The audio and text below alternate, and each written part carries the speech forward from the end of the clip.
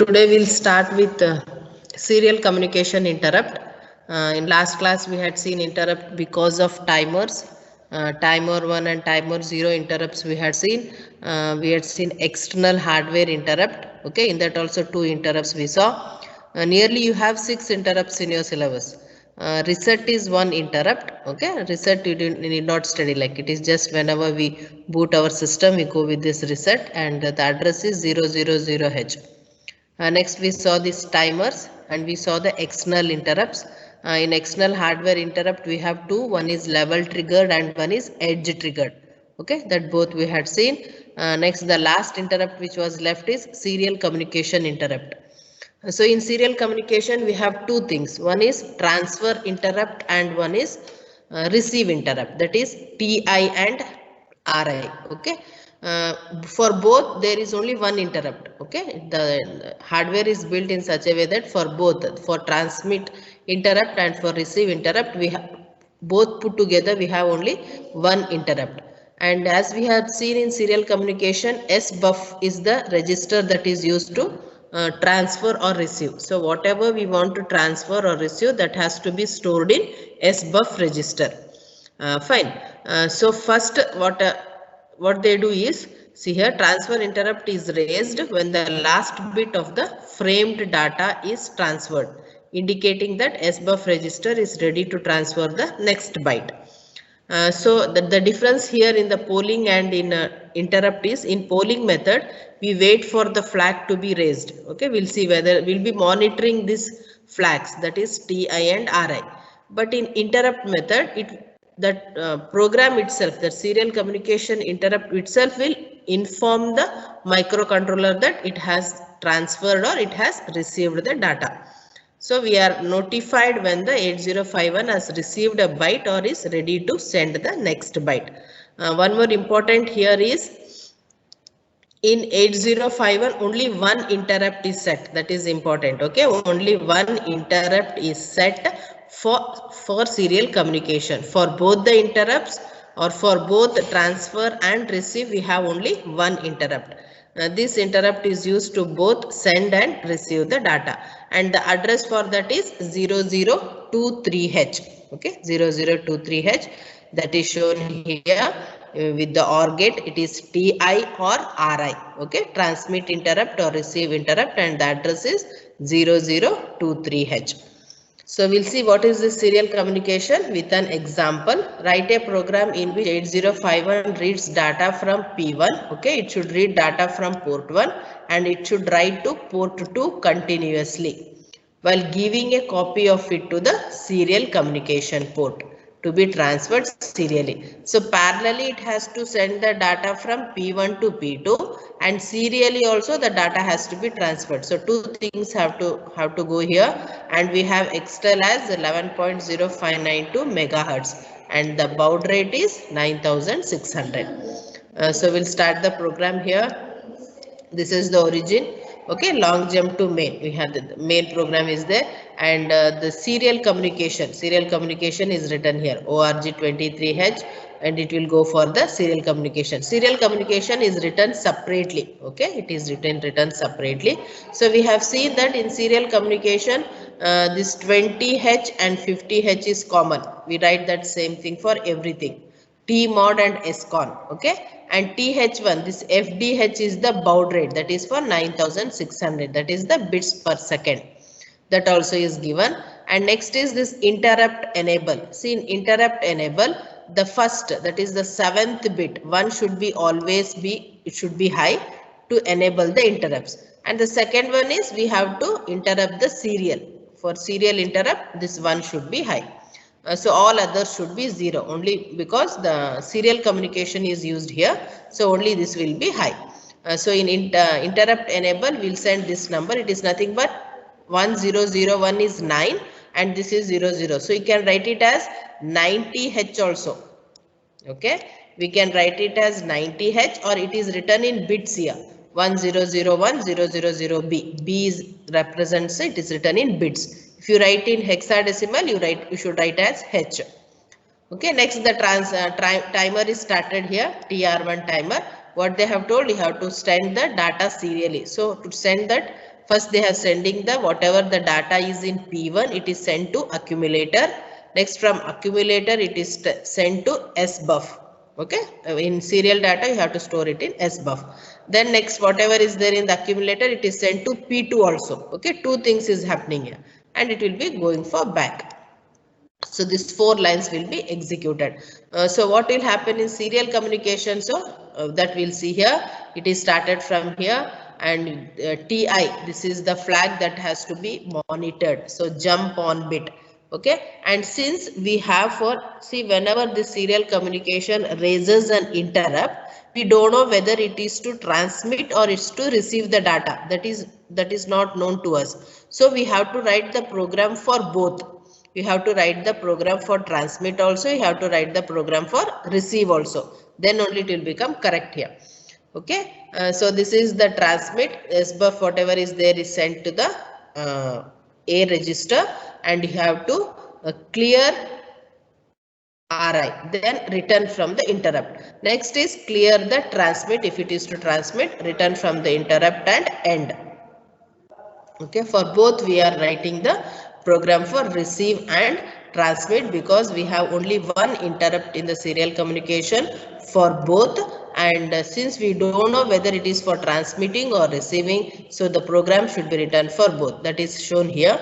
The moment a byte is returned to SBUF, it is framed and transferred serially. As a result, when the last bit is transferred, the TI is raised. Okay, we check for both TI and RI. Okay, that is important. We are checking for both TI and RI. Since both could have invoked the interrupt, we don't know which has invoked. So we are checking for both. In other words, there is only one interrupt for both transmit and receive. So this is one example for serial communication. Next we'll go with the concept of interrupt priority. So which interrupts has first priority, or which is having the highest priority and which is having the lowest. Why this priority is required is, if one or more interrupts are getting activated at the same time. That means if more devices ask for the service at the same time, then the microcontroller has to decide for whom to give the first service. Okay, if you think that many devices are going to ask for the service, and microcontroller should decide for whom to give the first preference. For this, they will go for the interrupt priority. So according to the table, interrupt priority, the highest priority is given for the external interrupt 0. Okay, the table moves from highest to lowest. Okay, upon reset, this will be activated. So the second priority is for timer 0. The third priority is for external interrupt 1. The fourth is for timer 1. And the last lowest priority is for serial communication. This timer 2 is also the lowest, since we are not using here. We'll be just seeing this all the rest 4. Okay, so the highest priority is for external interrupt, and the least priority is for serial communication. So some questions are there here. Discuss what happens if interrupts INT to C here. All the 3 interrupts, that is INT0, TF0 and INT1 are activated at the same time. All the 3 wants the service of the microcontroller at the same time. Then who will get the service? So if 3 interrupts are activated, then 8051 checks for all the 5 interrupts in the sequence. It services in sequence. Therefore, so who will get the first service? According to the table, external interrupt 0 is first. Okay, INT 0 is the first one, so it is be serviced first. Next the timer, next is the external interrupt 1. Okay, accordingly the service will be done. So for this, to decide this interrupt, we have interrupt priority table also we have. That also we'll see here. From D0 to D7, that is PX0, PT0, PX1. This is the interrupt priority register.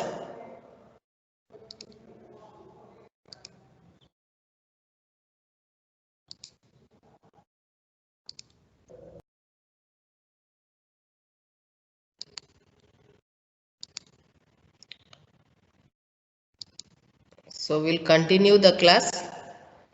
we'll see about the interrupt priority register. In interrupt priority, as we had seen for interrupt enable, we have interrupt priorities also. Different priorities are given for different interrupts here.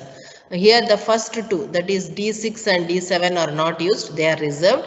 Next we have timer to interrupt priority, that is for 8052, so this also is not used for us. Next is serial port interrupt priority bit, that is for serial port. Next we have timer 1 interrupt priority. Next is external interrupt priority, this is timer 0 and this is external 0. So accordingly we can make these bits high. Okay, we can keep these bits high to change the interrupts. So upon reset, this will be the table. This interrupts will be followed. Whenever there is reset, this following table will be followed. If at all we want to change the priorities, then we have to change the bits in this priority register. Okay, interrupt priority register, the bit should be changed. How that is done, we'll see with the example. See, program the IP register, okay, interrupt priority register, to assign the highest priority to external interrupt 1. Okay. Till now the table is made in such a way that external interrupt 0 is having the highest priority, but now they are asking you to make external interrupt 1 as the highest. So what you have to do, that we have to see. And second question is, discuss what happens if INT0, INT1 and TF0 are activated at the same time, that we will see. So to activate INT1 as the first priority, what they will do, they will just set IP.2. Okay, IP.2 is set, or IP.2 is made 1 here. You can see it is just made 1. That means the interrupt, now the highest priority will be INT1. So when this INT0, INT1 and TF0, all the three will get activated first. But since we have set IP.2 as 1, since we have set it, that means now INT1 will have the highest priority, then only INT0 will be activated, and next TF0 will be activated. Okay, it will not go according to the table now. If we have set it, it will change the priorities. So interrupt register can be used to change the priorities. Okay. Now assume that after reset, the interrupt priority is set by the instruction. See, this is the instruction. Discuss the sequence in which the interrupts are serviced. So it is 1 1, which are made 1 1 now. Starting 4 zeros are left, 1 2 3 4 zeros are left. So these both are made 1 1, that is a timer 1 and external interrupt 1. Okay, timer 1 and external interrupt 1 are set now. So what will happen when this is there? Okay, the instruction sets the external interrupt, okay, external interrupt and timer 1, both are set to higher priority compared with the rest of the interrupts. However, since they are polled according to the table, which will have the first following priority, first external interrupt will have, next timer will have. When both the interrupts are given 1, then it will follow the table. Okay, first it will take for the external interrupt, then it will give for the timer interrupt. Okay, and the lowest priority is for the serial communication. So this is the importance for the interrupts. And one more thing, there is a concept like the higher priority interrupt can interrupt a lower priority. Okay, the higher one, if you think that microcontroller is giving service for a serial communication. Okay, serial communication is the one which is having the lowest priority.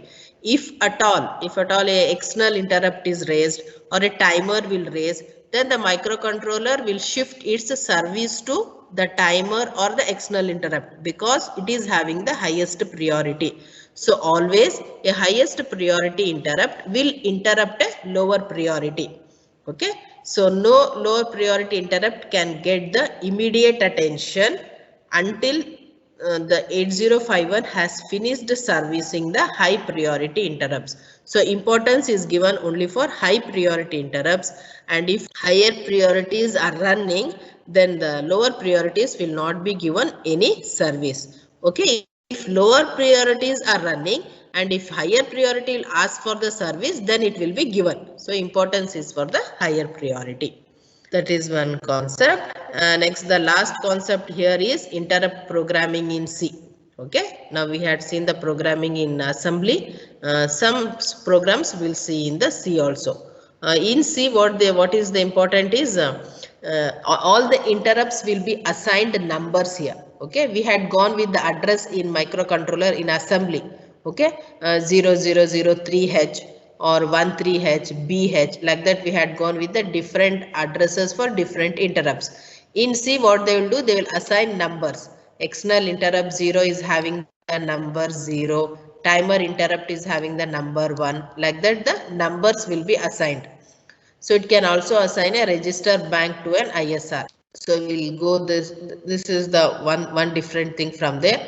So that will be analyzed when you see a program here. So write a C program that continuously gets a single bit of data from P1.7, okay, and sends it to P1.0. So it is getting data from port 1, 7th bit, and it is sending the data to 0th bit of port 1. While simultaneously it is what it is doing, it is creating a square wave of what is the time period? It is 200 microseconds time period. Where that square wave is created, it is created in P2.5. And use timer 0 to create the square wave. Assume the xTel as 11.0592 megahertz. So this is the program they are given. So we'll use timer 0 in mode 2. Okay, since they have not given any which timer to be used, they have given only timer 0. So they are going with the mode 2, and it is a maximum is 8 bit. So 256 is the maximum count, and they have given 200 microseconds as the time period. So half of it is 100 microseconds. That is important. So 100 is divided by 1.085. Why it is 1.085? Because it is 11.059 megahertz. That should be divided by 12 and it should be converted to time period. So you'll get 92, and this 92 is subtracted with 256. 256 minus 92, you'll get 164, and the hexadecimal is A4H. Okay, this should be loaded in TH, that is TH0, that should be loaded. So there are nearly 3 ports. So for all the 3 ports, they are going with the single bit, that is the data type which we used in the C program. So 3 single bits are there, then the name given are switch SW, IND and wave for P1.7, P1.0 and P2.5. Okay, they have got. See, important thing here is void. Okay, we are not returning anything or not we are sending anything. Timer 0, interrupt 1. This is important. It is be named as interrupt 1. Okay, timer 0, the number is what that we had seen in the table. Timer 0, it is 1. So that is important here. In C program, we'll write the number for the interrupt. So what this timer should do, it should just generate a square wave. In which pin number? In P2.5. P2.5, what the name we have given? We have given the name as wave. So wave is equal to complement of wave. Okay, that is just it becomes zeros and ones, zeros and ones. That means a wave is or a square wave is generated. So in the main program, what should happen? You should make the switch as input. SW is what? That is P1.7. That is made as an input. Next, this timer 0. Okay, timer 0 means 02 in mode 2. That is should be fed to the or should be loaded to the T mod register. Then TH0 should be loaded with A4 that we had found here, and this interrupt enable should be loaded with 82. Okay, 82 in the interrupt enable to enable the timer 0. Next, this is forever. Okay, what they have told, whatever is there in the P1.7 should be sent to P1.0. That is the first part of the question. So whatever is there in the switch, that is sent to IND. So IND is equal to SW. So this is the simple program that is written in C programming for interrupts. Important is this is the difference, and just a square wave is generated, just they are using the complement operator. So P1.0, some LED will be connected, a switch is connected to P1.7. So whatever this switch will happen, that will be sent to the LED. That is the one work that will be going on. And in port 2, a square wave will be generated. Okay, that is how this program runs. And one more program we'll see here. Write a C program that continuously gets single bit of data from P1.7. Okay, from P1.7 it will get the data and it will send it to P1.0. While simultaneously it will be creating a square wave of 200 microseconds, okay, in P2.5. One more thing what it will be sending a letter A to the serial port. Okay, three things should happen. Use timer 0 to create square wave.